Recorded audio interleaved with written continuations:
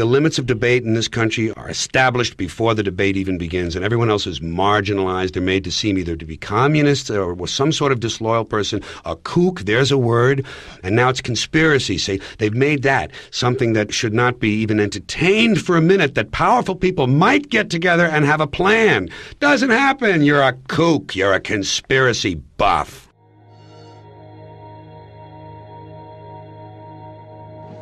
What is at stake is more than one small country. It is a big idea, a new world order. Out of these troubled times, our fifth objective, a new world order, can emerge.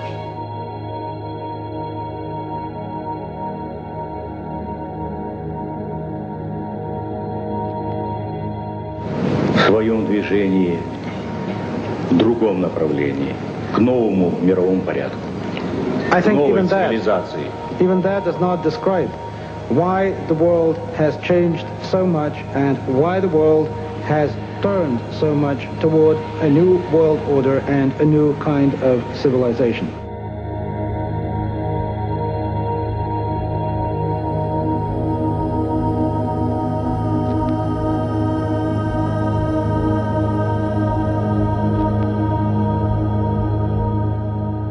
After 1989, President Bush said, and it's a phrase that I often use myself, that we needed a new world order, and instead it looks like we got a lot of disorder.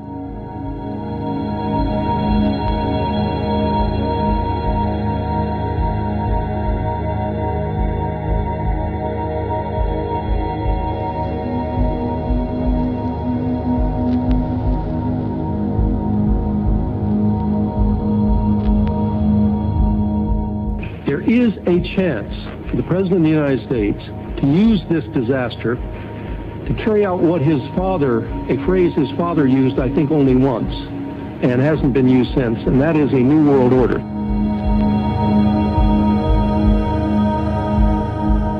This was a stirring address, in my view, shorter than his father's speech when he announced the New World Order.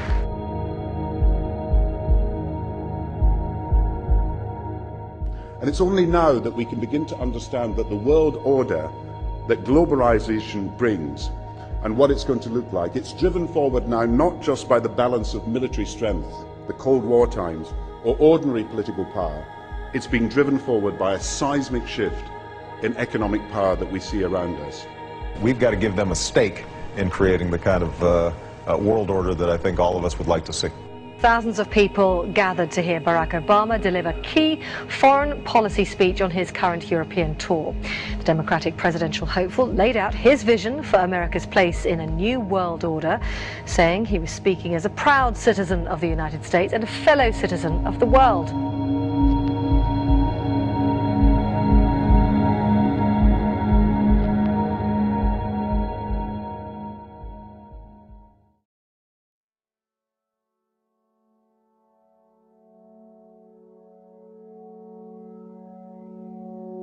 This film is unique in that it systematically studies the origins, activities, and destiny of evil. Presentations in this genre make all kinds of predictions about the future, most of which will turn out to be wrong. Instead of dwelling on the future, I'm going to survey the past. The New World Order is like a rope. That rope is made up of cords of political, military, economic, scientific, cultural, and religious power. Each cord of the New World Order rope is composed of people at the outer layers who have no idea what the ultimate goal of those at the center of each cord is. As people work their way to the center of each cord, the ultimate goal of those associated with the New World Order becomes clear. A one-world government, a one-world economy, a one-world military, a one-world society, and a one-world religion, all enforced with absolute control under a single world ruler. This goal is not democratic. In fact, most people will not want this goal to be pursued because it limits their freedom. In spite of popular resistance, this goal is being achieved through secrecy and progressive conditioning to make the public want this goal. There is plenty of evidence that this goal exists. Pat Robertson has written in a book a few years ago that we should have a world government, but only when the Messiah arrives. He wrote, literally, any attempt to achieve world order before that time must be the work of the devil. Well, join me. I'm glad to sit here at the right hand of Satan. The primary driver of the New World Order is religion. After all, people act on what they believe. Financial control is the means by which the New World Order funds its primary tool, which is warfare.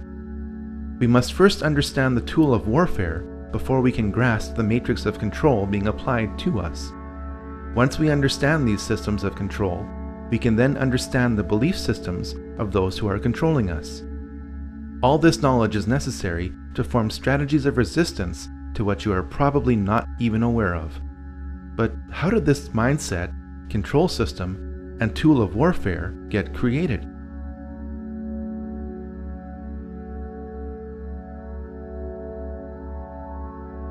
All secret societies trace their origins back to the ancient mystery religions practiced in Sumeria, Egypt, and Babylon. These ancient mystery religions were responsible for keeping a closed population in total subservience to a small elite, which were worshipped as gods, or as intermediaries between the masses and the gods. Knowledge is power. If you know when the next solar eclipse is going to occur, and others around you don't, you can demand a lot from a primitive society when you threaten to darken the sun.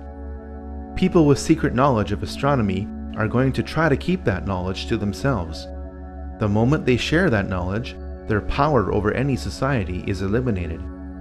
Large groups of people can be held in check by belief systems given to them by a tiny elite which keeps a core of knowledge to itself. This is why the most powerful groups in any society operate in secret. In fact, the word occult does not mean evil. It means secret. You are not supposed to know the secrets of the elite. Once you discover and verify these secrets, you'll be shocked at how the elite control you. The very word secrecy is repugnant in a free and open society, and we are, as a people, inherently and historically opposed to secret societies, to secret oaths, and to secret proceedings. And there is very grave danger that an announced need for increased security will be seized upon by those anxious to expand its meaning to the very limits of official censorship and concealment. That I do not intend to permit to the extent that it's in my control.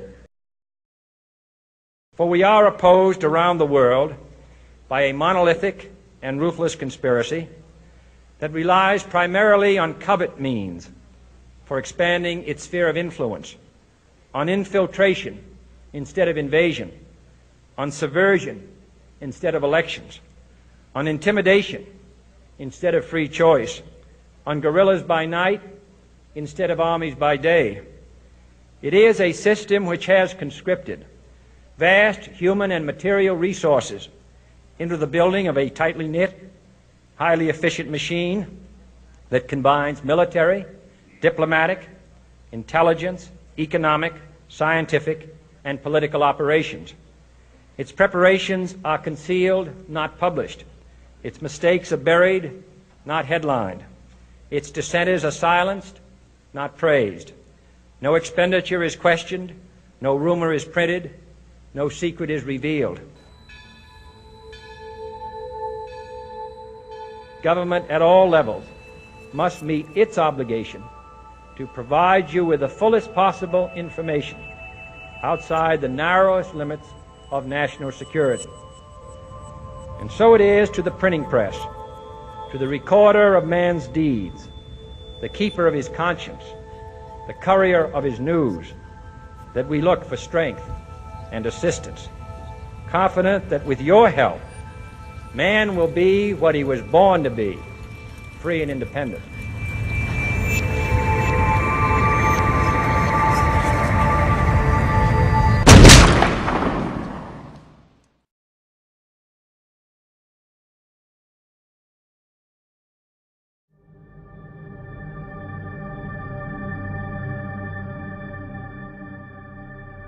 While other cultures were practicing pantheism, the monotheism of the Israelites kept them unique. When the Israelites were true to their faith, they prospered. When they began to absorb the teachings and practices of the surrounding cultures, the Israelites became oppressed by the civilizations they had previously resisted. Those within Judaism who were tempted by the occult practices of the surrounding cultures became the vehicle by which secret societies continued right up to today. Practitioners of the occult within Judaism codified their beliefs in a sub-religion which became known as Kabbalah. On the surface, Kabbalism appears to be Judaism. In reality, it is the exact opposite of Judaism. The Kabbalah offers an occult counter-explanation to the revelations of the Jewish prophets and the history of the Israelites. The Kabbalah depicts Moses as an occult figure whose purpose was to initiate the Israelites back into the more enlightened and advanced teachings of Egypt. We must grasp this if we are to understand much of what is happening in Israel today.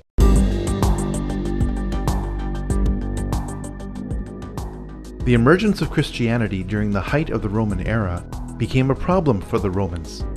The more the Roman government tried to suppress Christianity, the more Christianity grew. Please remember that the next time somebody tries to tell you that religion is just a tool of control. Because the Roman government couldn't eliminate Christianity, it eventually decided to merge its belief system with it.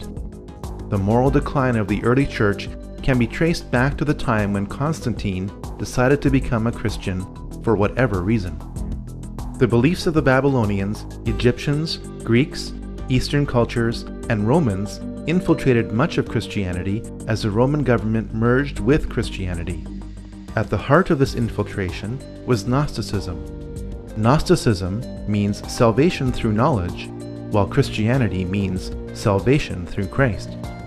Gnosticism has always been the primary driver of the New World Order.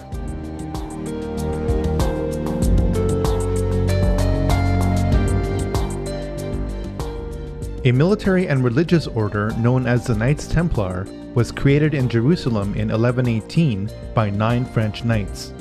Their official mission was to protect pilgrims on their journey to the Holy Land during the Crusades, and they participated in several battles in the Crusades themselves.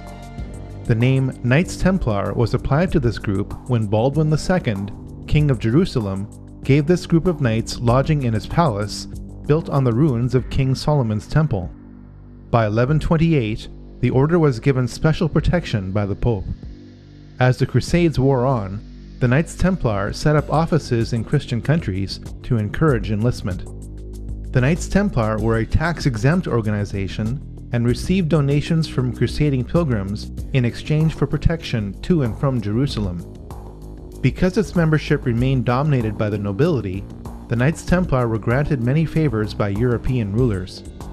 Through gifts of land and money, the Knights Templar became extremely wealthy and powerful.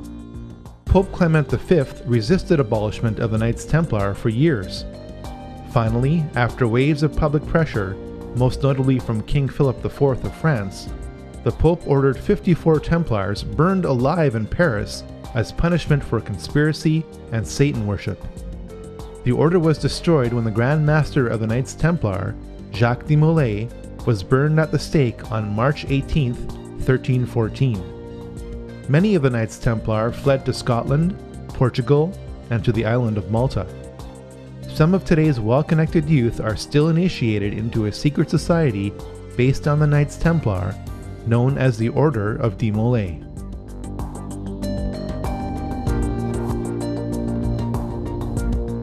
The Rosicrucians were a religious order that combined the beliefs of ancient mystery religions with Christianity. It is not known whether the Rosicrucians were founded independently of the Knights Templar. At some point, these two groups merged and became one. After the Knights Templar were abolished, the Rosicrucians became the key vehicle by which occult teachings were spread throughout Europe. This has also been the case in much of the Jesuit order as it led the Counter-Reformation.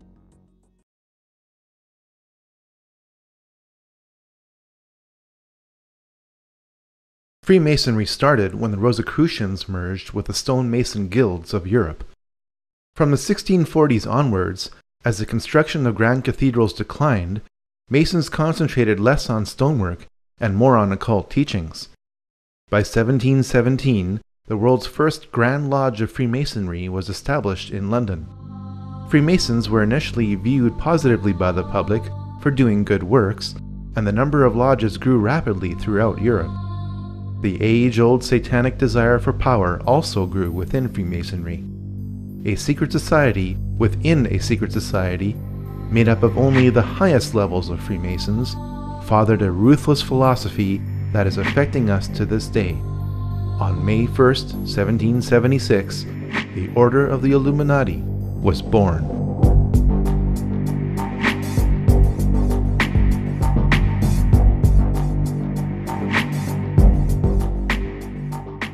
The Illuminati were a perfect storm of Freemasonic, banking, and religious interests.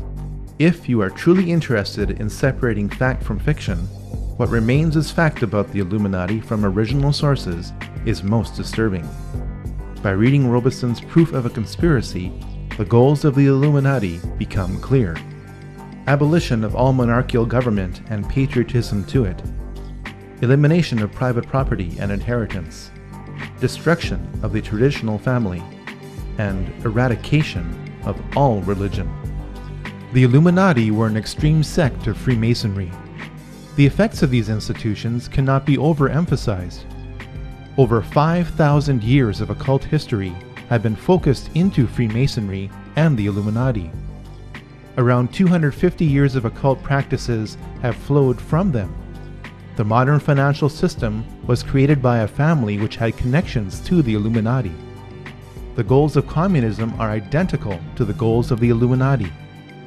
Modern propaganda movements can be traced back to Freemasonry and the Illuminati.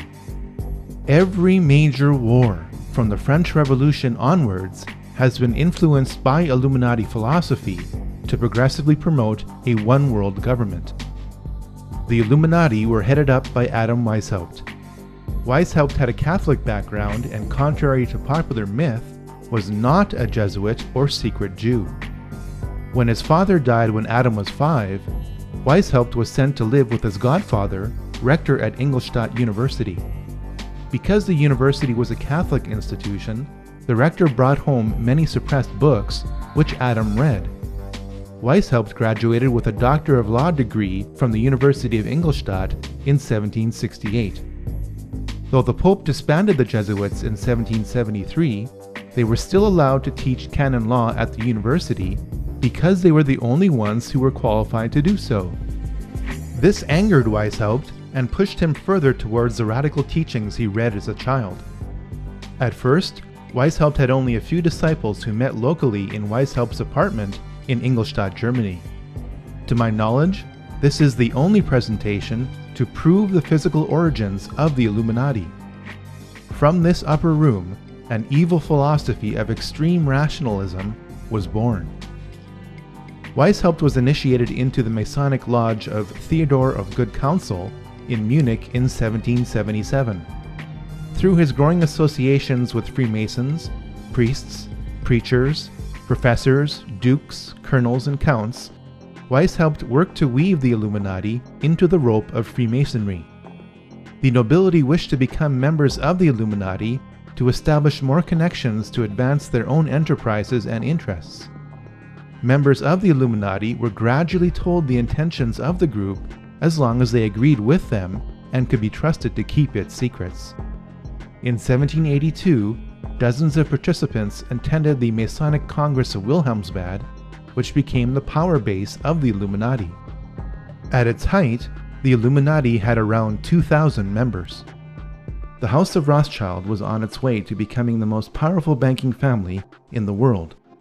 Mayer Amschel Bauer, a Jewish coin dealer of humble origins, changed his name to M.A. Rothschild. He placed a red shield in front of his banking house, which incorporated a hexagram. The family crest has evolved over time, but maintains this element within it to this day. Mayer Rothschild never became a member of the Illuminati, nor did he finance this movement as is commonly believed. Rothschild did act as banker for 2 members of the Illuminati. Archbishop Prince Karl Theodor Delberg attained the highest degree within the Illuminati in 1784 and was a traitor for France and Napoleon. He reluctantly emancipated the Jews of Frankfurt in 1811 for a high price, financed by Mayer Rothschild. Karl, Landgrave of Hesse-Kassel, was deeply into the occult and was the main organizer of the Congress of Wilhelmsbad, held at the summer home of Karl's brother, William IX, Elector of Hesse. The House of Hesse built up one of the largest fortunes in Europe by hiring out mercenaries conscripted from its own kingdom to other nobilities. Mayer Rothschild handled the mercenary blood money of the House of Hesse by becoming its banker in 1783. The House of Rothschild grew from its connections to members of the Illuminati, and not because the two were combined. Despite their best efforts at necessary secrecy, the Illuminati were exposed in 1784 by the Bavarian government, which soon issued an edict banning all secret societies. The workings of the order were contained in writings seized by the Bavarian government, which took them so seriously as to publish them in an official document entitled The Original Writings of the Order of the Illuminati, which was distributed to the major governments of Europe. Some members of the Illuminati were arrested, while most fled Bavaria under the edict. This only spread Illuminati philosophy further throughout Europe. Adam Weishaupt went underground and re-emerged under the sponsorship of Duke Ernst II of Saxe-Coburg-Altenburg, where he would continue to write books on the Illuminati until his death.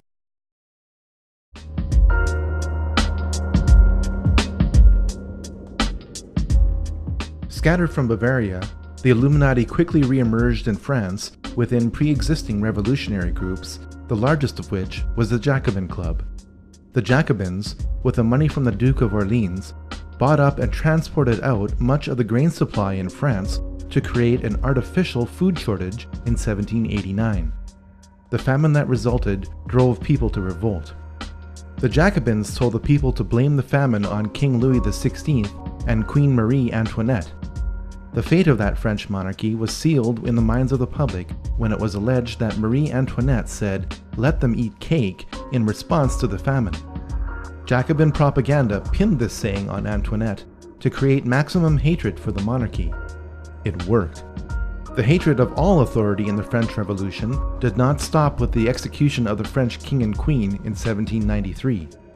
By the time the 6 successive waves of the French Revolution had passed, over 18,000 people had been guillotined without trial. Decapitated heads of the nobility were stuck on bayonets and paraded throughout the streets. The Christian calendar was abolished. The work week was lengthened to 10 days straight. By the time the French Revolution burnt itself out, it is estimated that this program killed 300,000 people, all in the name of liberty, equality, and fraternity. The world's first revolution, guided by the Illuminati, was complete.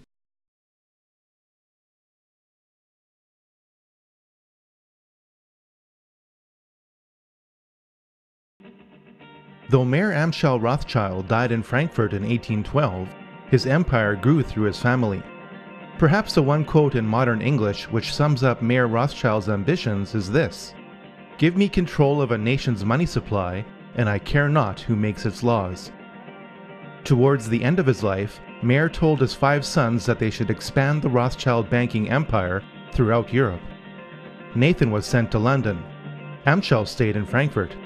Solomon went to Vienna. Karl traveled to Naples. James stayed in Paris.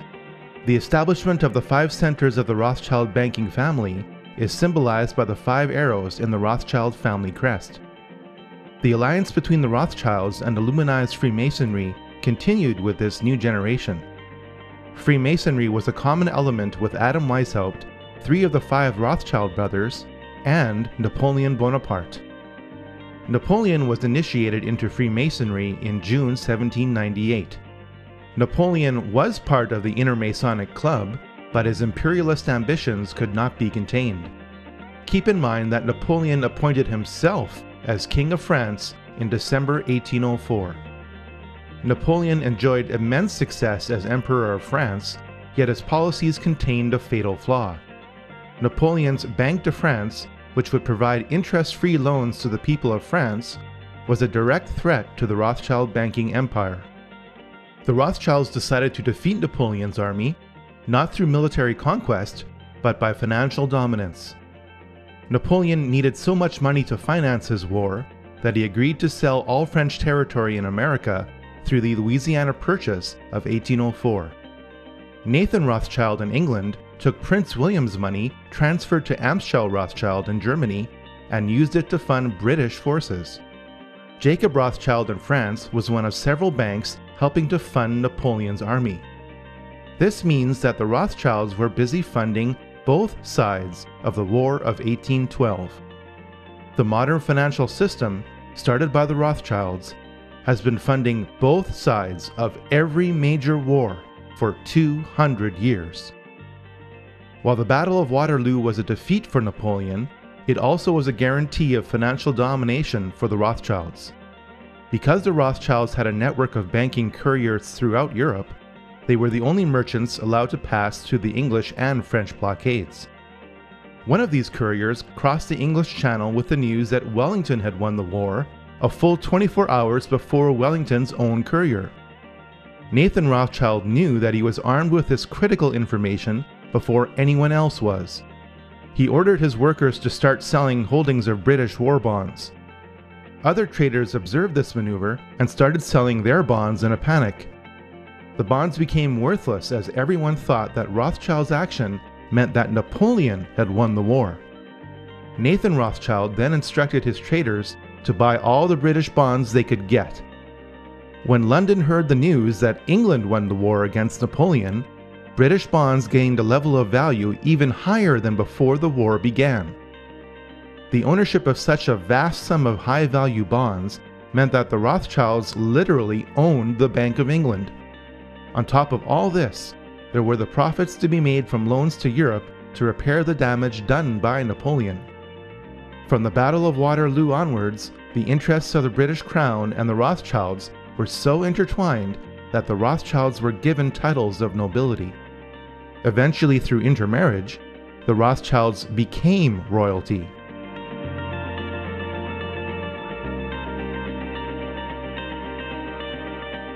Following the Napoleonic Wars, the Illuminati thought that the nations of Europe would be so tired of fighting that they would agree to enter into a federation. Switzerland was declared to be a neutral country into which member kingdoms could deposit their money. Since the post-Napoleonic nations of Europe were heavily indebted to the Rothschilds, it could be argued that the Congress made Switzerland act as the modern version of the Knights Templar for the past 200 years. Now you know why Switzerland has acted as Europe's untouched bank during the European slaughters of World War I and World War II. The Congress of Vienna resulted in a treaty. Russian Tsar Alexander I opposed this treaty because he saw the Congress as an Illuminati takeover. The Rothschilds vowed that the Romanov dynasty would someday come to an end.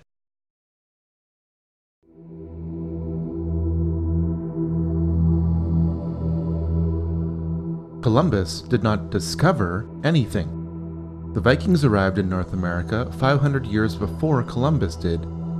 Manly P. Hall, the most prolific Masonic author of all time, wrote a compact book in 1944 entitled The Secret Destiny of America. It confirms that the Old World knew about the New World for thousands of years. Columbus sailed to the West because his family and those who paid for his expedition were steeped in Rosicrucianism and wished to lay the foundation of a new world order. One only has to look at the cipher used in his signature for proof of this claim. Much of the occult knowledge of the Knights Templar is carved in stone in Scotland's Rosslyn Chapel. The carvings that line the inner frame above this window are of maize or of Indian corn that grew only in the New World. How could this be if the construction of the Rosslyn Chapel began in 1446 or 46 years before Columbus sailed to the west? For the answer to this question, we should look at the sails on the ships used by Columbus. They were adorned with a logo of the Knights Templar. From before the time of Columbus until today, America has always had a special place in the plans of the New World Order. The Illuminati in Europe saw the rare positive outcome of the American Revolution and sought to subvert it through the Columbian Lodge of the Order of the Illuminati, established in New York in 1785. Agents of the Illuminati worked to start a new revolution in America so that America would resemble France without the Napoleonic influence.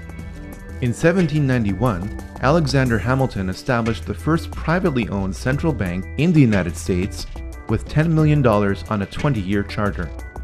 This is contrary to the United States Constitution, which Hamilton signed. When the charter expired, the head of this private group was revealed. None other than Nathan Rothschild in England said, "Either the application for the renewal of the charter is granted, or the United States will find itself in a most disastrous war." The United States repelled the British on American soil within 1 year of Nathan Rothschild's pronouncement during the War of 1812. Fortunately for America, Britain was tied up fighting Napoleon in Europe and couldn't send enough troops to reclaim America. While America won a military victory, its financial back was broken. The War of 1812 forced the rechartering of the private bank of the United States.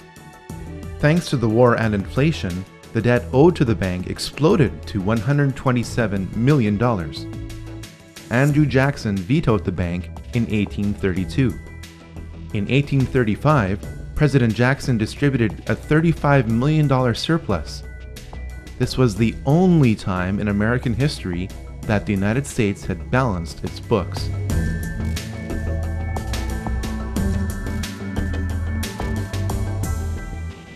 The Rothschilds had their sights set on reclaiming America.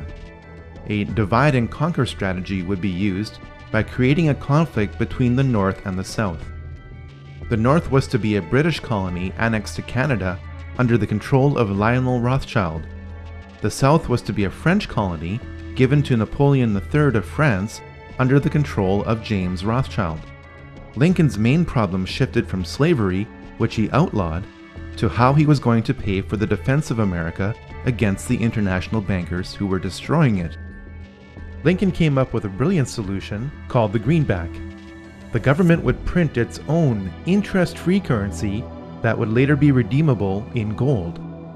The bankers wouldn't stand for this. On April 14, 1865, 5 days after the South surrendered, Lincoln was shot by John Wilkes Booth. Booth was a member of the Knights of the Golden Circle.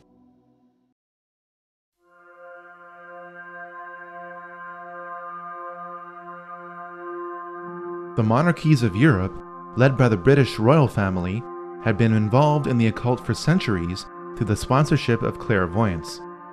The British royal family is deeply Masonic. The Queen's cousin, the Duke of Kent, is British Freemasonry's Grand Master. There is even a Freemasonic lodge in Buckingham Palace.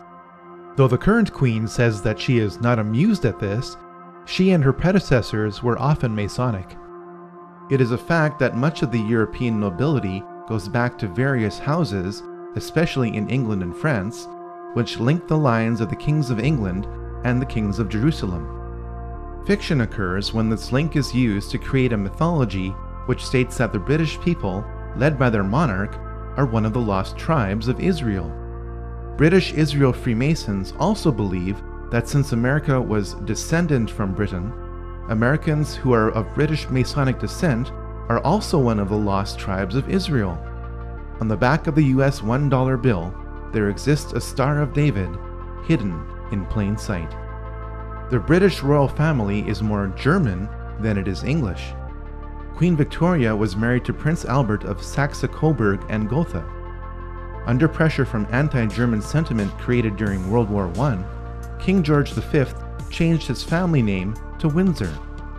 When Princess Elizabeth wanted to marry Prince Philip of the House of Schleswig-Holstein-Sonderburg-Glücksburg, she faced the same problem that King George did. Prince Philip renounced his titles and adopted the surname of Mountbatten.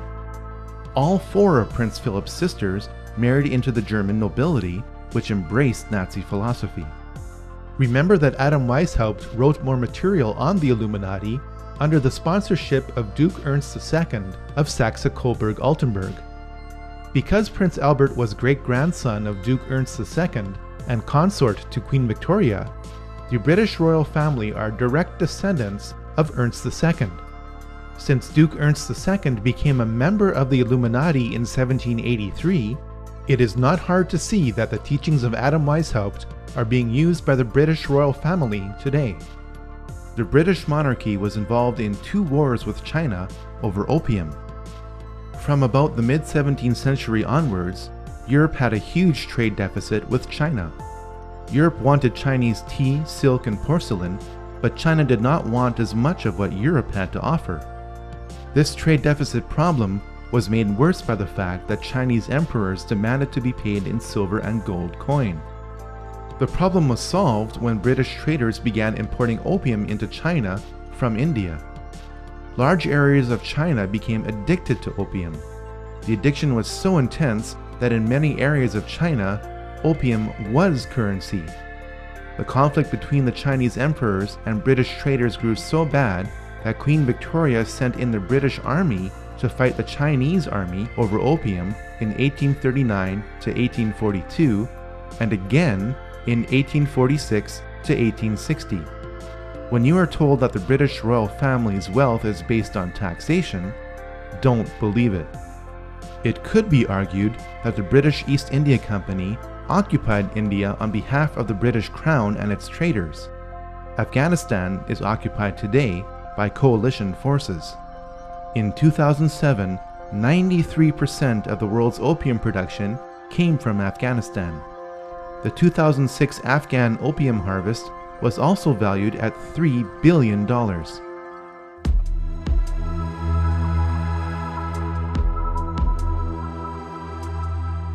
The Round Table groups are the most influential and interconnected secret societies in the Western world.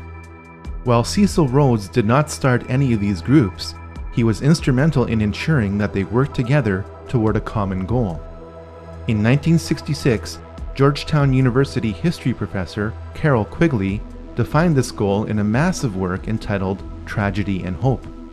One of the members of the Round Table groups sponsored Carroll Quigley, who was given access to their secret records to produce what the group thought would be an internal publication.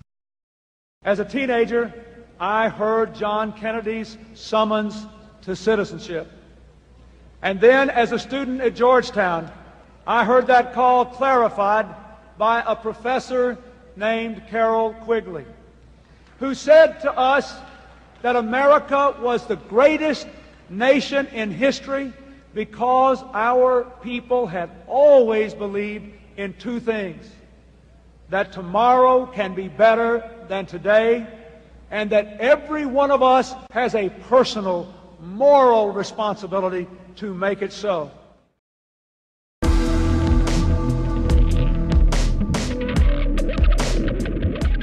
Soon after Adam Weishaupt died, Italian patriot Giuseppe Mazzini was appointed to be the head of the Illuminati in 1834.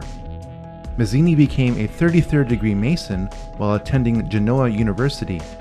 The most important thing about Mazzini is that he formalized the Mafia. The name Mafia is an acronym which stands for Mazzini Autofizia Ferti Incendi and Everlameni, or Mazzini authorizes thefts, fires, and poisonings. With the wave of Italian immigration to America starting in the 1890s, the practices of the Mafia merged with the Illuminati of America.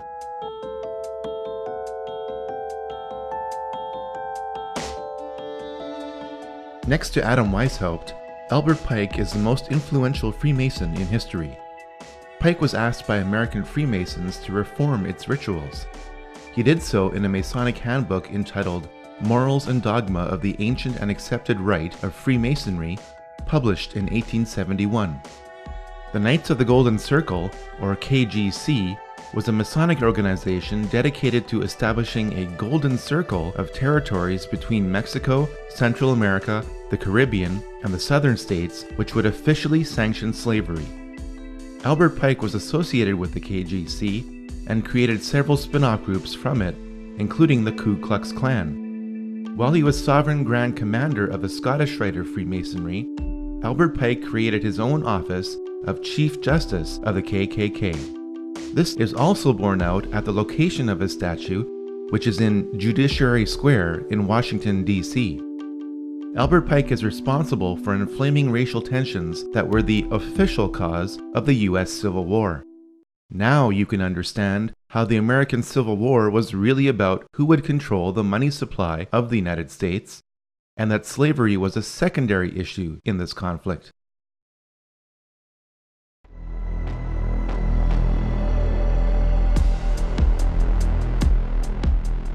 William Huntington Russell was one of the more prominent merchants involved in the Chinese opium trade. Born in America, Russell did what most wealthy businessmen did during the Industrial Revolution: protect his assets from taxation by establishing a tax-free foundation. The tax-free foundation that Russell and Company established based on opium revenue was the Russell Trust. The key institution of indoctrination that Russell Trust established was Skull and Bones. Skull and Bones was founded at Yale University in 1832 as a Black Lodge of Freemasonry. The odds that both presidential candidates would happen to be members of Skull and Bones is approximately 1 in 750,000. 3 generations of the Bush family had been members of Skull and Bones. George W. Bush, his father George H.W. Bush, and his father before him, Prescott Bush, were all members of this occult secret society. It has been alleged by members of Skull and Bones that it was Prescott Bush who stole the skull and bones of Indian Chief Geronimo and placed it in the tomb as a source of spiritual power. George W. Bush never apologized for his activities in Skull and Bones. One of the first things he did as president was appoint many of his fellow bonesmen to positions of power.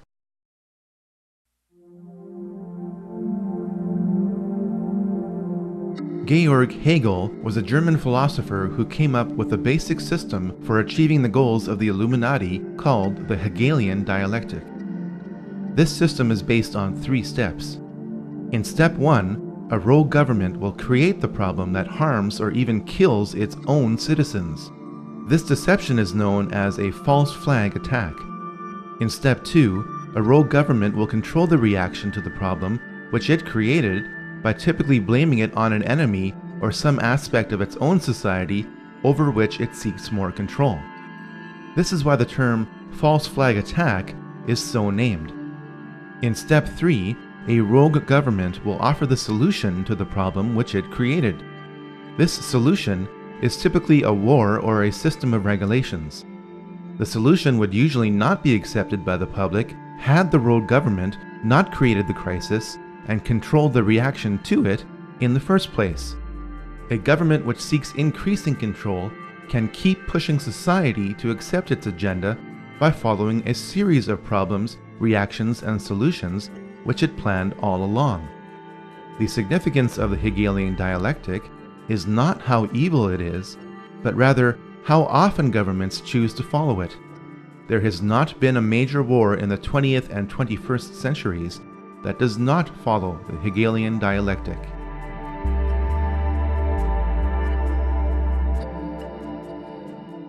Though his family converted to Christianity, Karl Marx became a Satanist during his university years.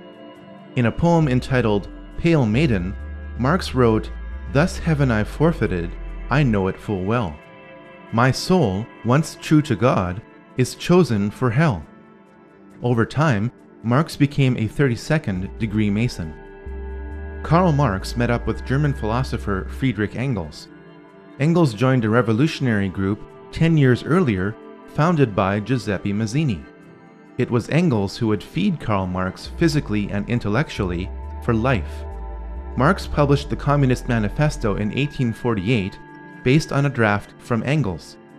The manifesto was commissioned by the Communist League in London, whose history can be traced back to the Jacobin Club and the Illuminati.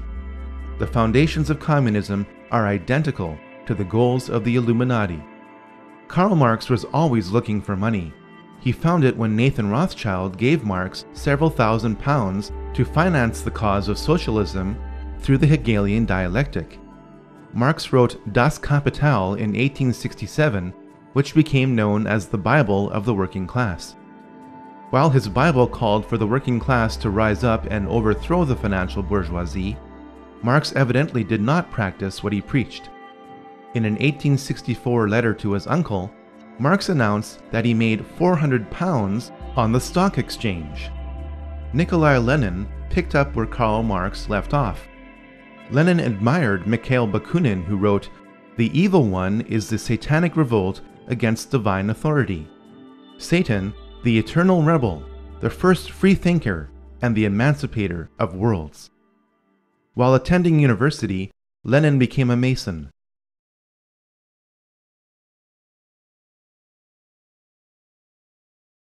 Stopped by Andrew Jackson and delayed by Abraham Lincoln, the international bankers finally seized control of the financial system of the United States. On December 23, 1913, the Federal Reserve Act passed through Congress when most congressmen were home for Christmas. President Wilson promised to sign the Federal Reserve Act in exchange for campaign contributions. This unconstitutional act allowed a private group of international bankers to print pieces of paper as money which would be loaned out to the government at interest. Leading directly or indirectly through their agents, the most prominent members of this group were J.P. Morgan, J.D. Rockefeller, Jacob Schiff, and Max and Paul Warburg. Every member of this group was connected in different ways to the Rothschilds. The international bankers wasted little time in doing what they do best: finance wars.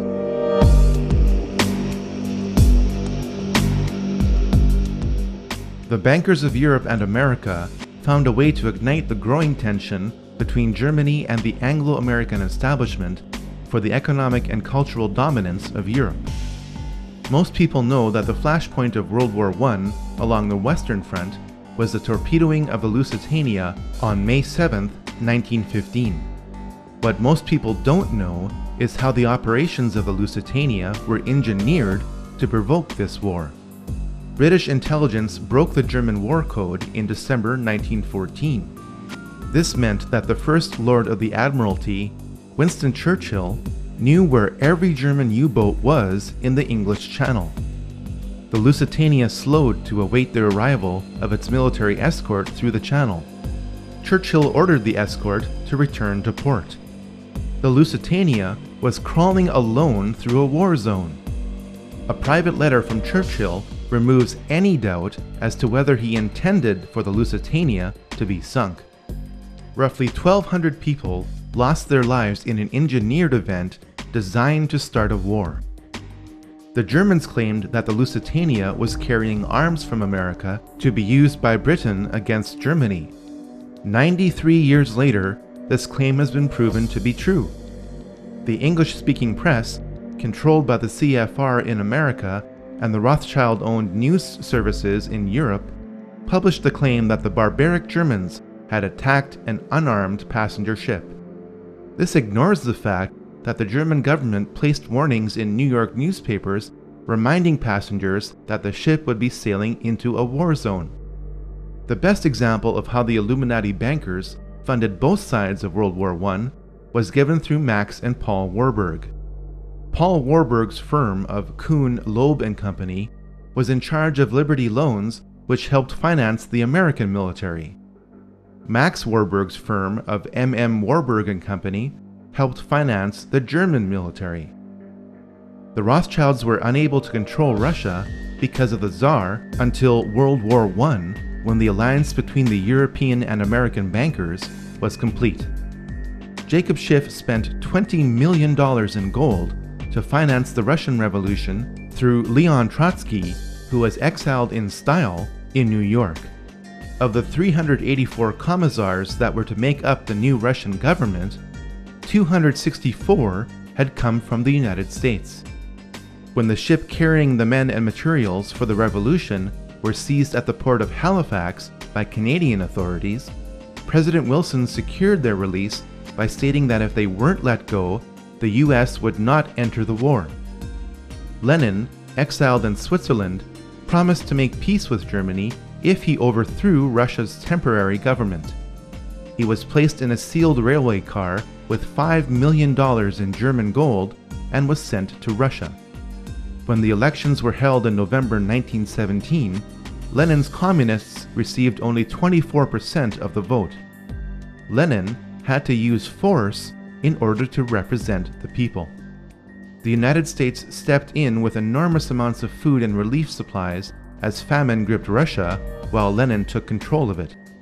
This opened the door for American industrialists and financiers like J.D. Rockefeller to build the infrastructure of Russia.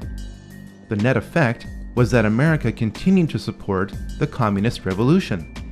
This support was extended as power was transferred from Lenin to Stalin in spite of Stalin's ruthlessness. World War I ended according to the master plan of the 20th century Illuminati financiers.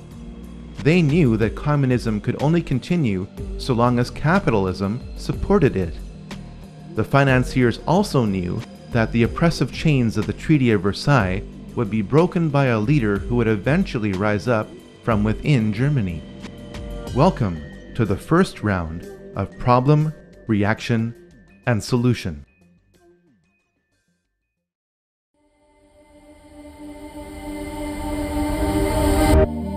As the Industrial Revolution progressed, several captains of industry emerged in America. Andrew Carnegie made his fortune in steel production. Henry Ford excelled at making cars.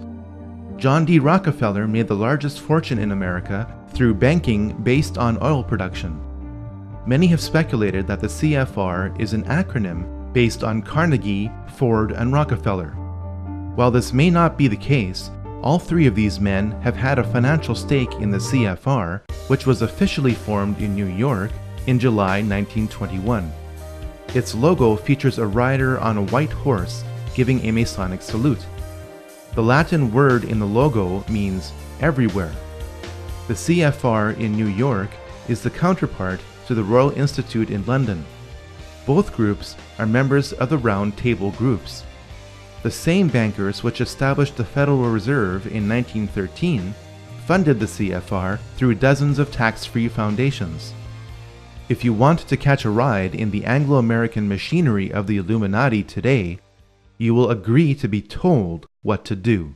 It's good to have an outpost of the council right here down the street from the State Department.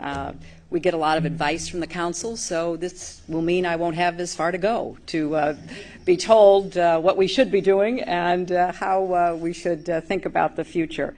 It's good to be back at the Council on Foreign Relations. As Pete mentioned, I've been a member for a long time and was actually a director for some period of time.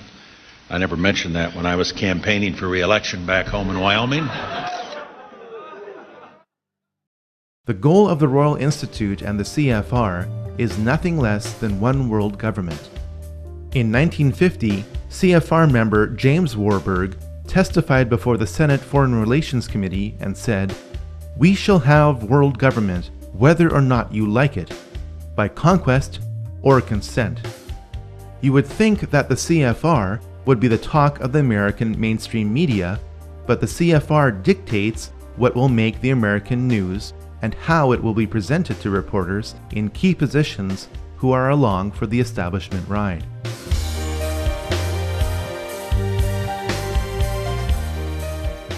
Following World War I, the League of Nations was the first popular attempt at creating a world government. The League was promoted as the way of providing a collective security, since an attack on any one member of the League would be considered an attack on all. The League failed as an organization, but acted as a successful stepping stone for the globalists. The League of Nations allowed the international bankers like J.D. Rockefeller to give more loans to more nations, provided the international bankers controlled the banking system of that nation. When the Bank for International Settlements was established in 1930, the Illuminati financiers gained more control of the world's money supply. This was all the more reason to start World War II.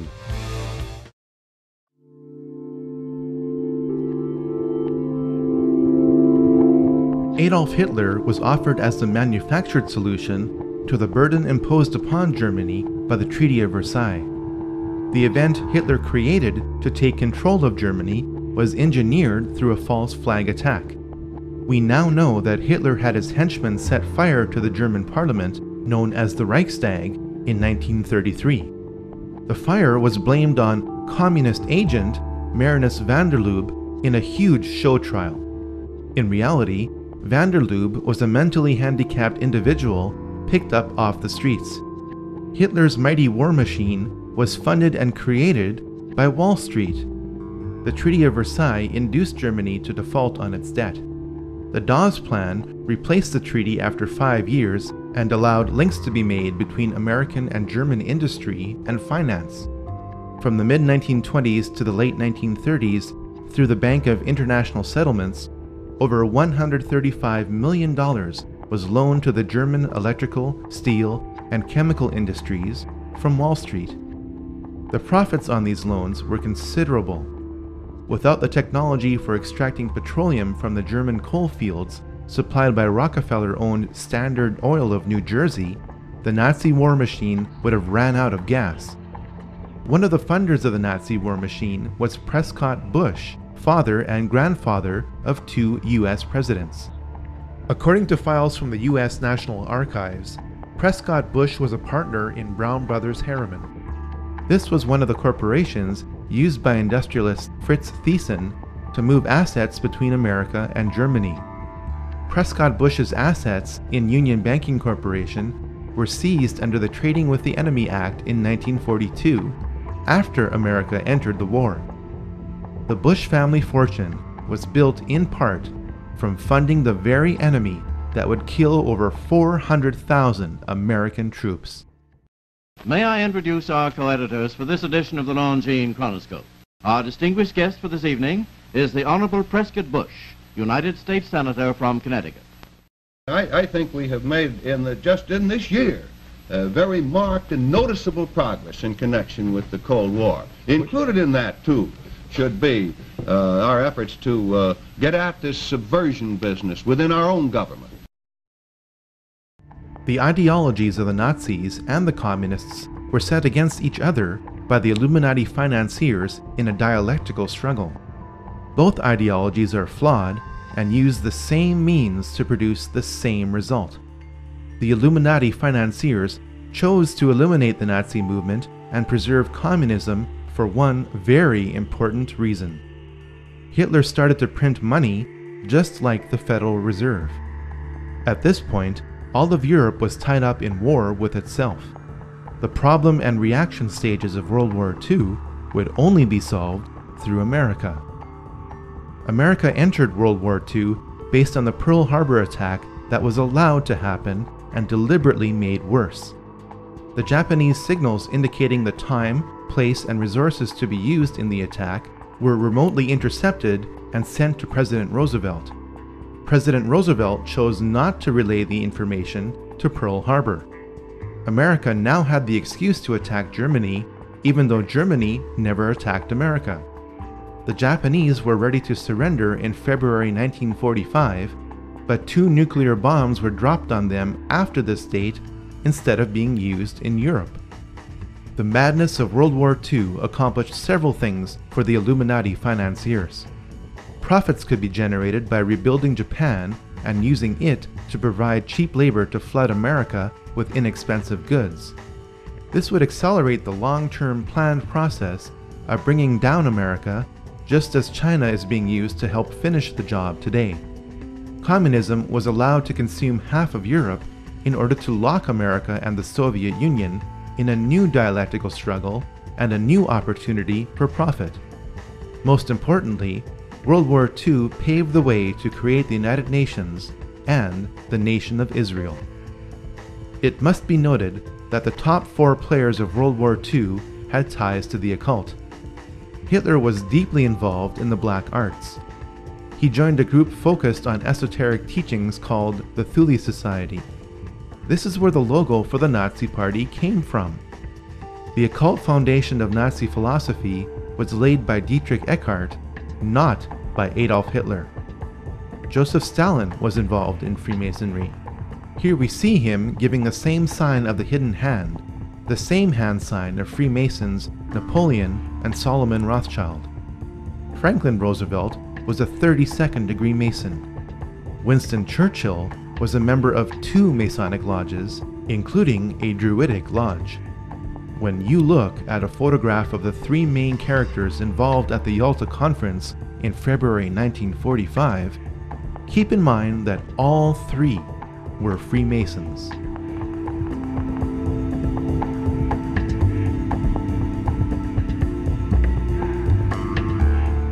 The United Nations was the second prearranged attempt at world government, offered as the solution to future conflicts like World War II. To help prevent the pivotal United States from backing out of the United Nations, as it did with the League of Nations, the UN was to be located on American soil with land graciously donated by John D. Rockefeller Jr. Through its domination of the American media, the CFR conditioned the United States to accept the increasing role of the UN in the drive for world government.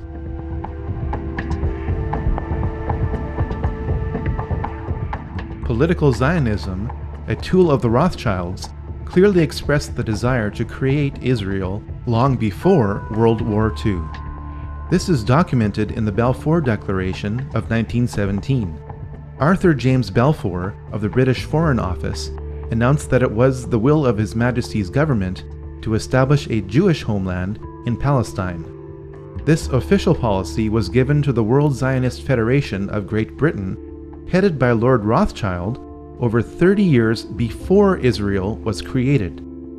James Balfour, a willing tool of the British Freemasonic crown, was awarded many Masonic royal titles for this and other services rendered.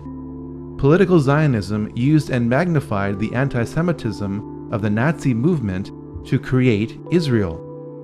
As soon as Hitler took power in 1933, many Jews around the world boycotted German goods. The political Zionists in Palestine negotiated a secret deal with the devil. In return for the transfer of 60,000 Jews and $100 million to Palestine, political Zionists would halt the worldwide Jewish-led anti-Nazi boycott that threatened to topple the Hitler regime in its first year. Over 40 million Chinese died in a 25-year period under the dictatorship of Mao Zedong, yet all you probably know is the phrase 6 million Jews. The Holocaust of the Jews has been ground into the public consciousness by the political Zionists who used its horror to justify their goal. Theodor Herzl's dream was realized when the flag he proposed, based on the Rothschild hexagram, flew over Israel in May 1948.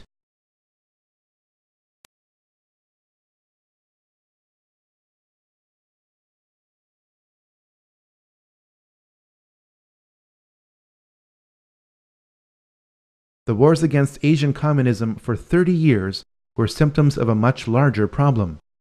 The problem was that the Illuminati financiers were using a new dialectic to control the world. By pitting the capitalist West against the communist East, the world was locked in a state of bipolar tension with little chance of truly breaking free. The arms race between America and Russia was the best symbol of this tension. Russia was given the tools and technology to make the atom bomb by the American establishment in 1944. In spite of this, Russia and America spent over $5 trillion on weapons that would have guaranteed mutually assured destruction many times over. In his closing speech to the nation in January 1961, President Eisenhower warned about the military-industrial complex.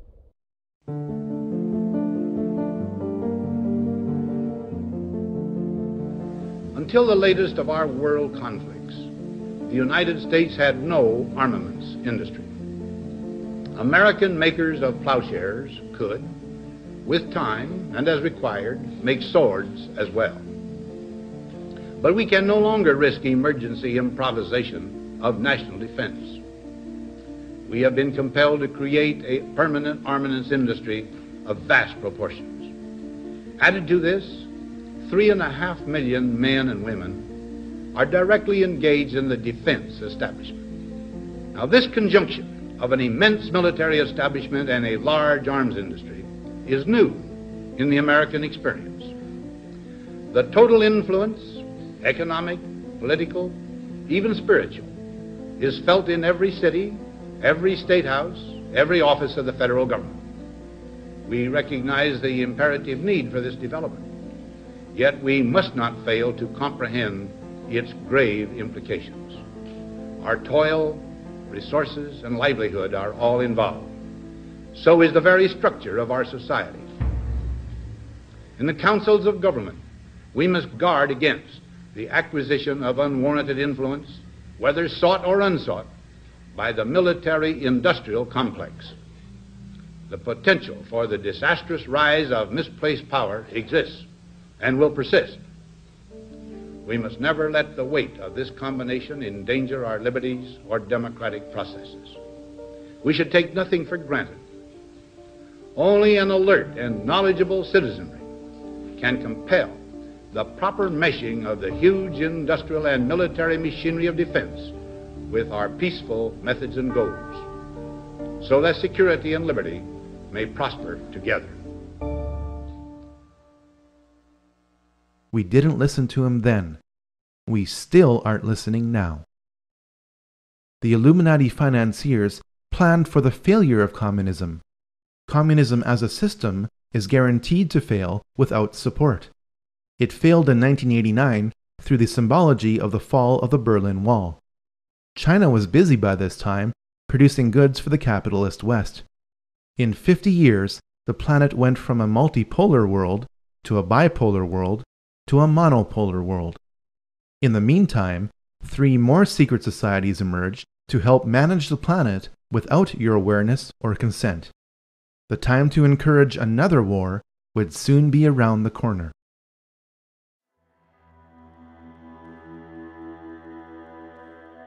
The Bilderberg Group got its name from the Bilderberg Hotel in Oosterbeek, Holland, the site of the group's first modern meeting.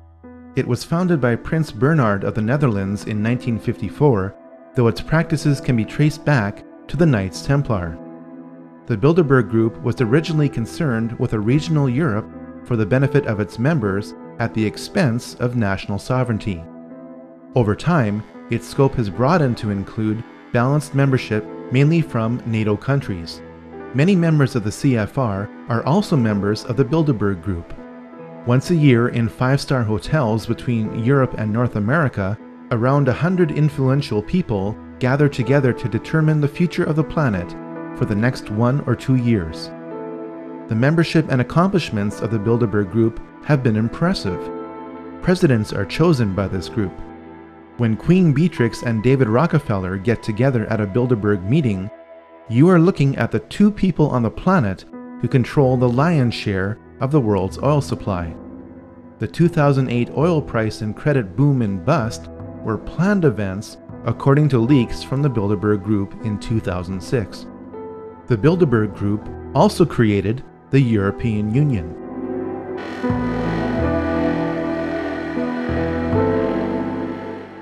The Club of Rome promotes peace and prosperity, but does so in a way that advances world government at the expense of national sovereignty. It was founded in April 1968 by Aurelio Pecci, a prominent Italian industrialist. Affiliations with the Club of Rome have included members of the Rockefeller family and the CFR. Of all the globalist organizations we have encountered so far, the Club of Rome is the group which is the most heavily involved in the New Age movement, regardless of its size. This group specializes in promoting neo-feudalism to justify social and economic control.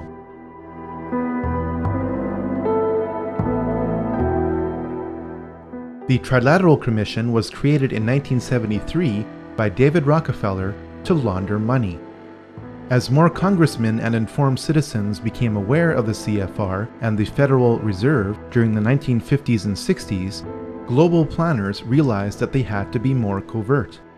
Their American and European money would have to be sent to Japanese industrialists and Arab oil magnates who would use it to buy up Western businesses and real estate. With this system in place, economic woes in the West resulting from the globalists' control could then be blamed on the Japanese and Arabs. Arab leaders who couldn't agree on anything for centuries suddenly came together to create the OPEC oil embargo of 1973. High gas prices made the Americans flock to Japanese cars. This system of Western, Eastern, and Middle Eastern trade promoted global interdependence and made lots of money.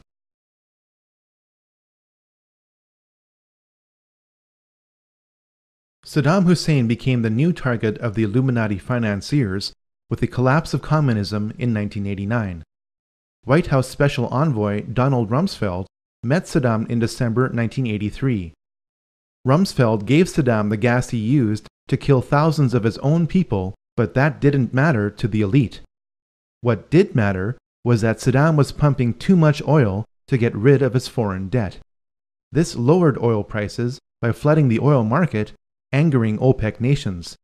It also lowered the value of the US dollar because it was the world's reserve currency and oil is traded in US dollars. Saddam was becoming independent and had to be stopped. US Ambassador to Iraq, April Glaspie, met Saddam in July 1990. When Saddam asked the ambassador what the American response would be if he were to invade Kuwait, the ambassador replied, "We have no opinion on the Arab-Arab conflicts, such as your dispute with Kuwait." Saddam bit on the bait and invaded Kuwait 1 month later. Operation Desert Storm followed in 5 months in January 1991.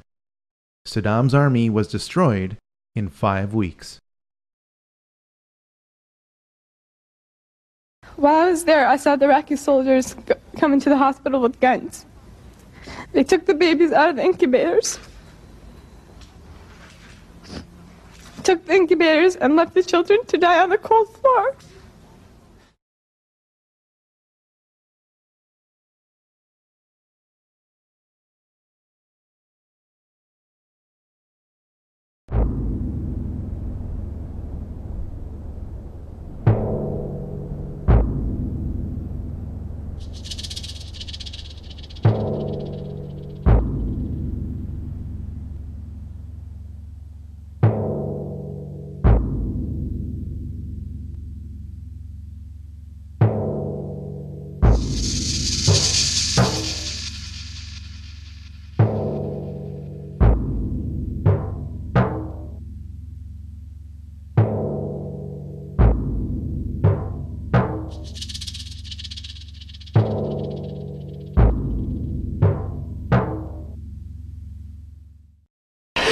We are now led to understand that there are also firings in another city in Saudi Arabia. CNN's Carl Rochelle is here with me. He just came up. Carl, I know we can't be very specific given these restrictions, but within those parameters, what did you see? Well, what I saw, I didn't see anything hit. I looked almost straight above us. There was a vapor trail coming from my right to my left, and there's a cloud of something. It looks like it might have been an explosion, a cloud. Oh, I'd say...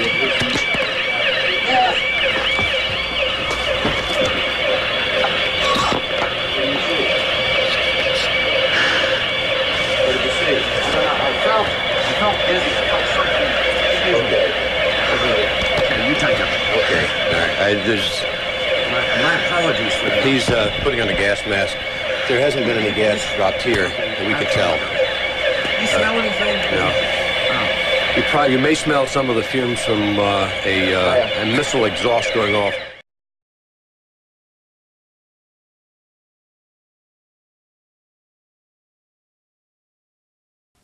Je suis un journaliste américain.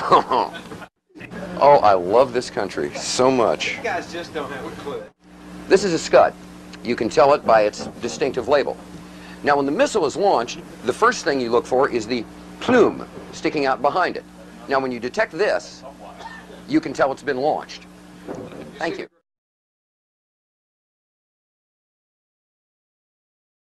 Have you sniffed any rocket fumes lately?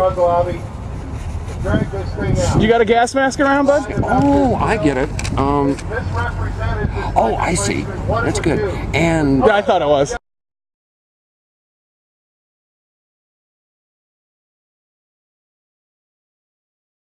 They took the babies out of the incubators,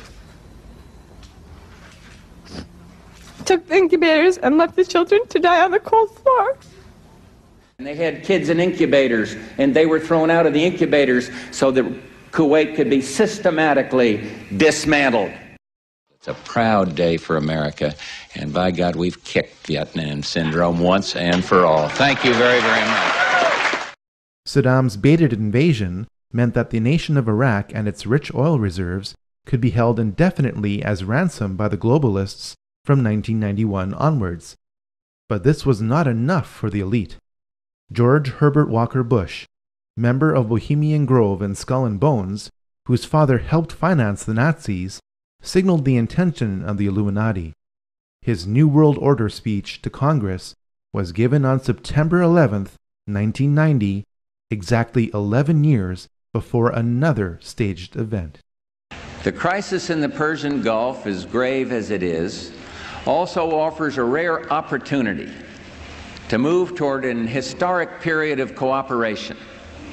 Out of these troubled times, our fifth objective, a new world order, can emerge.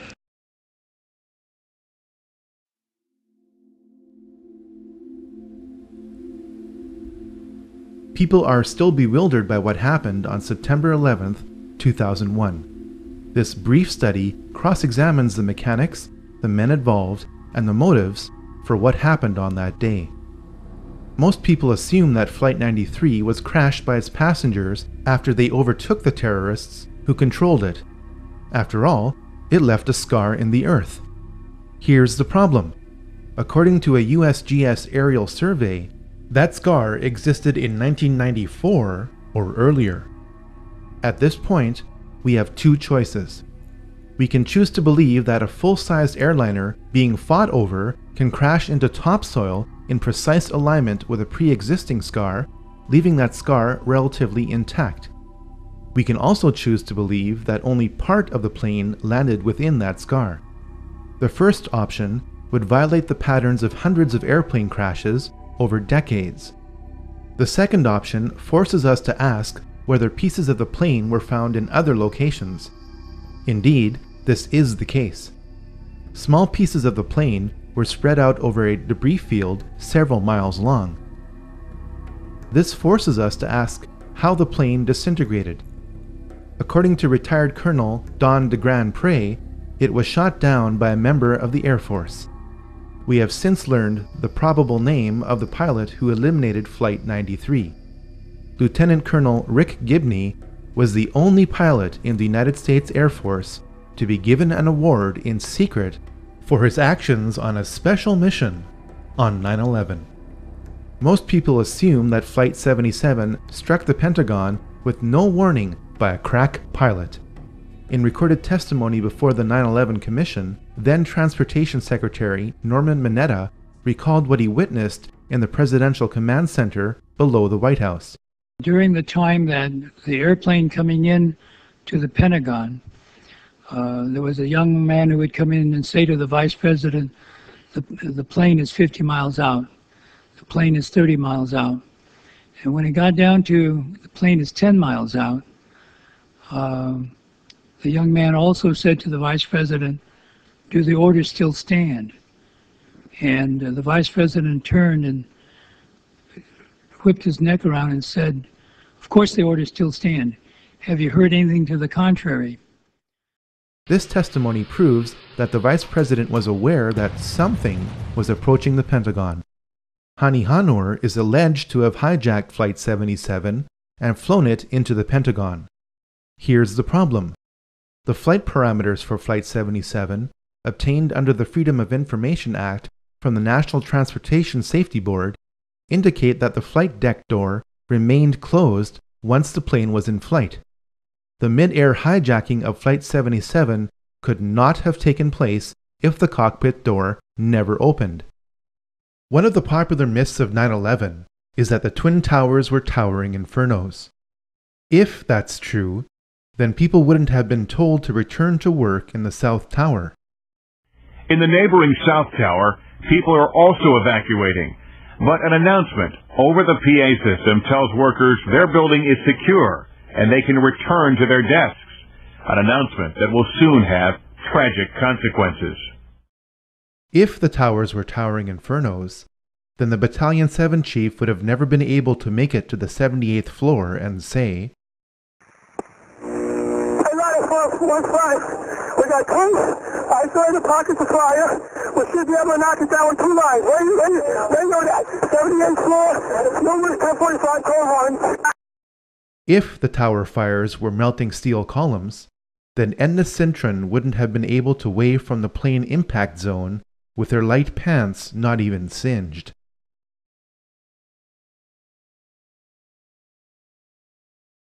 The collapse of Building 7 forces us to consider other possibilities for the collapse of the Twin Towers. Here's the problem. Building 7 was not hit by a plane and not splashed with burning jet fuel, yet at 5:20 p.m. on September 11th, Building 7 fell exactly like the Twin Towers did. For the third time today, it's reminiscent of those pictures we've all seen too much on television before, when a building was deliberately destroyed by well-placed dynamite to knock it down. The most logical explanation for the building collapses on September 11th is the most outrageous: through the use of explosives. All explosives leave residues. A 2009 peer-reviewed scientific paper has been published in the Open Chemical Physics Journal proving that explosive residues of specialized thermite, which could only have been made in advanced military labs, were found in preserved dust samples from the remains of the buildings. Jet fuel is premium-grade kerosene which cannot melt steel. Thermite is a mixture of iron oxide and aluminum. When ignited, it burns at over 2,500 degrees Celsius to instantly liquefy steel. There is plenty of evidence that thermite was used on that day and that it kept reacting for weeks after the buildings collapsed. You'd get down below and you'd see molten steel running down the channel rails, like you're in a foundry. Yeah, like lava. Like lava. A volcano. In addition to thermite, two other types of explosives were used to level 3 buildings on 9/11. The job of the shape charge is to cut steel H-beams. The way we do this is by cutting the beam at an angle, which, through a series of beams cut at the same angle, will tend to make the building shift over and walk. Shape charges were used to slice through posts at an angle, not straight across, for a reason. The 4-1 should have taken a couple of companies that they were leaving back. Go against another. You want to call your mother or something? You got to get back to We made it outside. We made it about a block. We made it at least two blocks, and we started running. Floor by floor, it started popping out. It was if they had detonated. Yeah, if they were planned to take down a building. Boom, boom, boom, boom, boom, boom, boom, boom.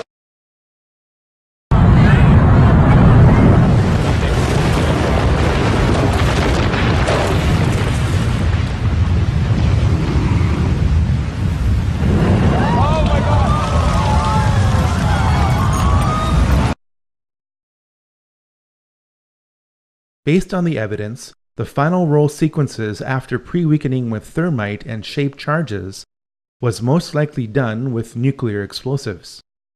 Don't think of Hiroshima. If the United States Army was loading nuclear shells by hand into howitzers 50 years ago, what do you think is available in the 21st century? The evidence for the use of nuclear explosives on 9/11 is substantial. A government report tried to spin the appearance of the radioactive isotope tritium at ground zero in concentrations dozens of times higher than the surrounding area. Hundreds of cars at ground zero burst into flames from the inside out. This is explained with the characteristic electromagnetic pulse of nuclear explosions overloading the vehicle's electronics, causing the vehicles to ignite.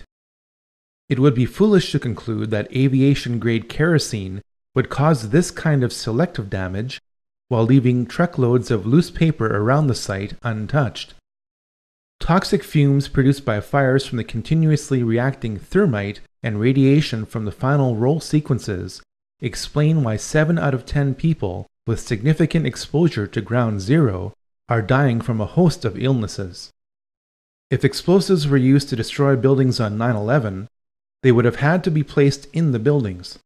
This is made easier when there was an unprecedented power down in the World Trade Center complex for alleged electronic upgrades on the weekend before September 11, 2001. Is it just a coincidence that the president's brother, Marvin Bush, was on the board of directors for the firm providing security at the World Trade Center? Is it also a coincidence that the firm's contract with the World Trade Center ended on September 10, 2001?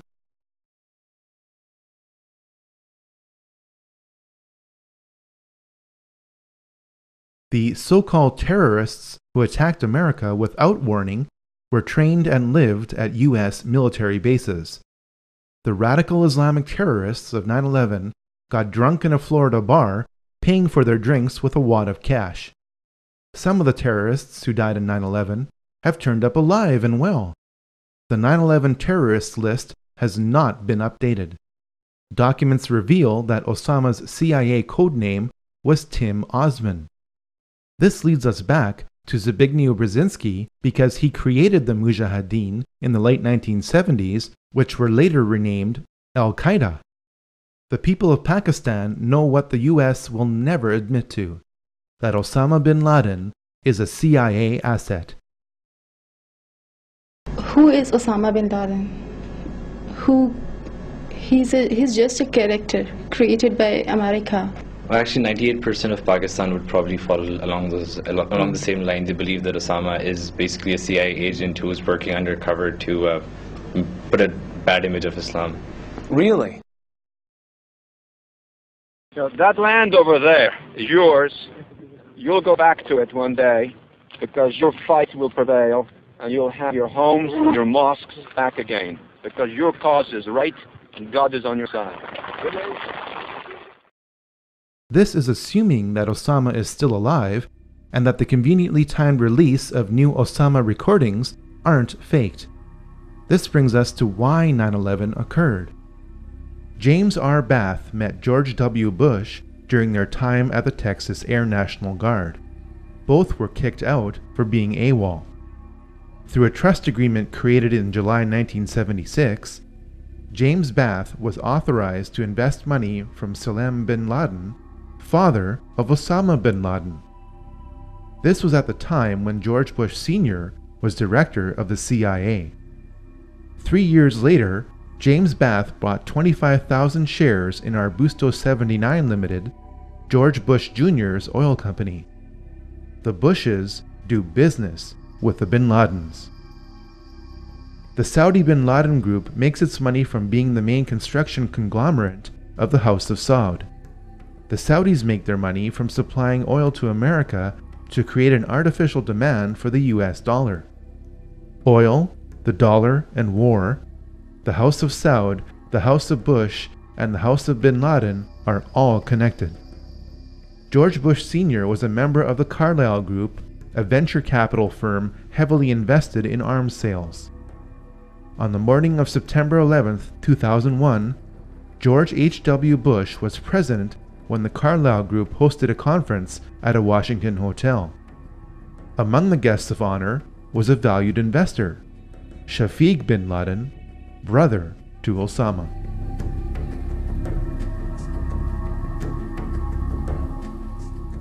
Operation Northwoods is the name of a top-secret report produced in 1962 by the highest-ranking military officer in the United States. This report remained classified for nearly 40 years, and for good reason. It suggested that the United States military should attack America under a system of pretexts. The attack would then be blamed on Cuba as an excuse to invade Cuba. The details of this report are staggering. Items inside a military base could be blown up and burnt. A ship at harbor could be sabotaged by starting large fires with naphthalene. Funerals for mock victims could be conducted. A modified military plane could be substituted for a civilian plane and loaded with passengers under carefully prepared aliases. The military aircraft would then be converted to a drone. The United States military planned to attack America in 1962 using remote-controlled aircraft to justify invading Cuba. Fast forward to 9/11.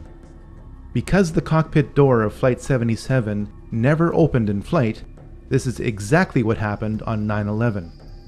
Now you can never say they'd never think of that. They thought of that in 1962.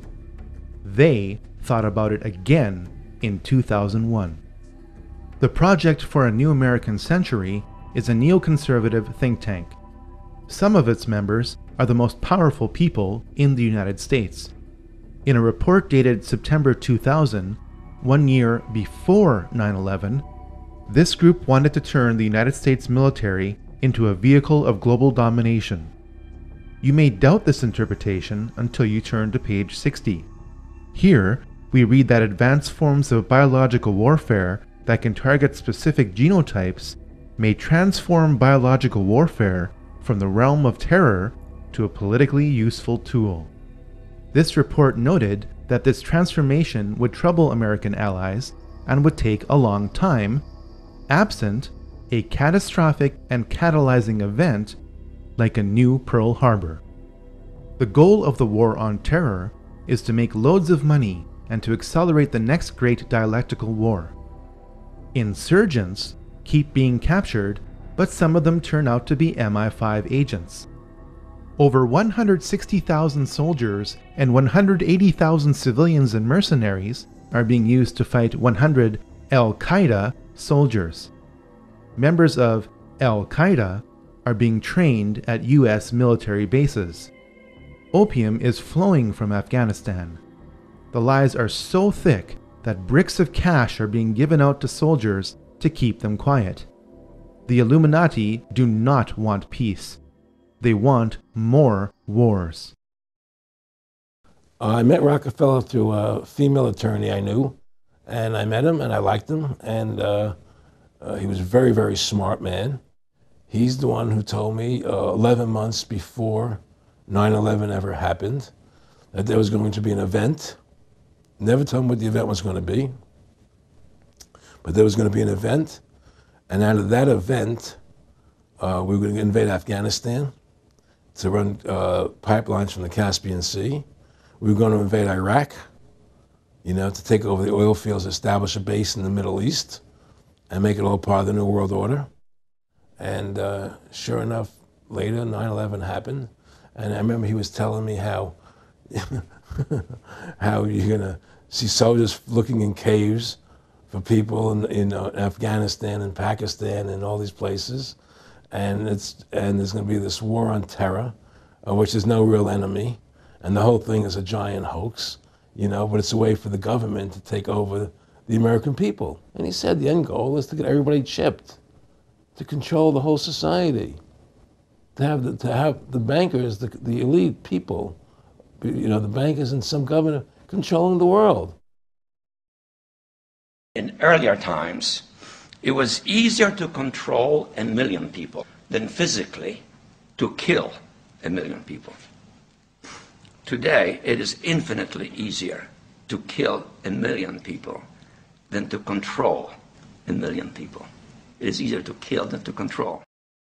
He has proven to be an outstanding friend and somebody who I've learned an immense amount from, and for him to support me in this campaign and then be willing to come out here to Iowa is a testimony to his generosity. So if everybody could please give Dr. Brzezinski another round of applause.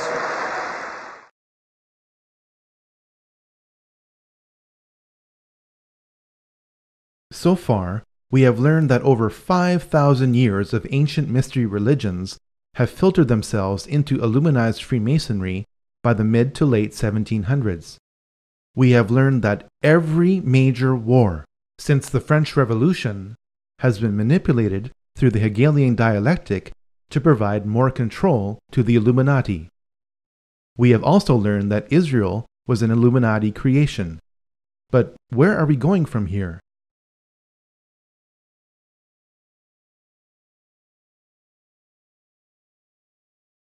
In September 1973, the Club of Rome issued a report entitled Regionalized and Adaptive Model of the Global World System. It proposed dividing the world into 10 kingdoms. Yes, it actually used the phrase 10 kingdoms. While the boundaries of these 10 kingdoms are subject to change, it is their proposal that is the point. Since that proposal in 1973, the world is being divided into 10 kingdoms. It started with the European Union. It is continuing with the African Union. It is now here with the North American Union, or NAU. Our elected political leaders in North America deny the existence of the NAU, calling it a conspiracy theory. They do so while the Queen's representative in my province of Manitoba lays out its infrastructure. Can you say today that this is not a prelude to a North American Union similar to a European Union? Are there plans to build some kind of superhighway connecting all three countries? And do you believe all of these theories about a possible erosion of national identity stem from a lack of transparency from this partnership? A couple of my opposition leaders have speculated on massive water diversions and superhighways to the continent, maybe interplanetary, I'm not sure as well. Manitoba is also taking a major role in the development of a mid-continent trade corridor, connecting our northern port of Churchill with trade markets throughout the central U.S. and Mexico. I'm amused by some of the speculation, some of the old, you call them political scare tactics. If you've been in politics as long as I have, you get used to that kind of technique, where you lay out a conspiracy and then force people to try to prove it doesn't exist. And that's just the way some people operate. An alliance has been built with business leaders and state and city governments spanning the entire length of the corridor. When fully developed, the trade route will incorporate an inland port in Winnipeg with pre-clearance for international shipping.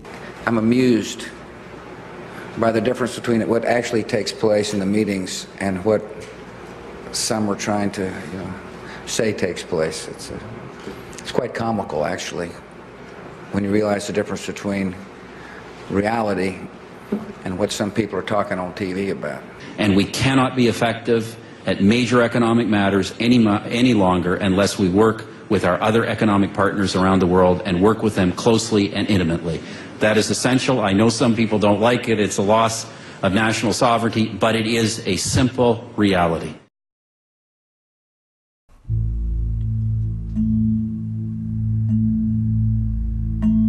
A lot of people are wondering about the future of America. New York is a dominant multicultural city. New York is also home to the United Nations, the premier organization of world government. The United States was allowed to become the world's biggest debtor nation when it became bankrupt in 1933, eventually along with all other nations, because your birth certificate is a bond. You are pledged as collateral on the debt of your nation. You are traded as a human resource on the stock exchanges of the world, especially in New York, the home to the world's largest stock exchange. Perhaps the greatest sign of America's pending destruction is on the back of the US $1 bill. You have been told that the bird on the right is an eagle. That's not what Manly P. Hall viewed it as.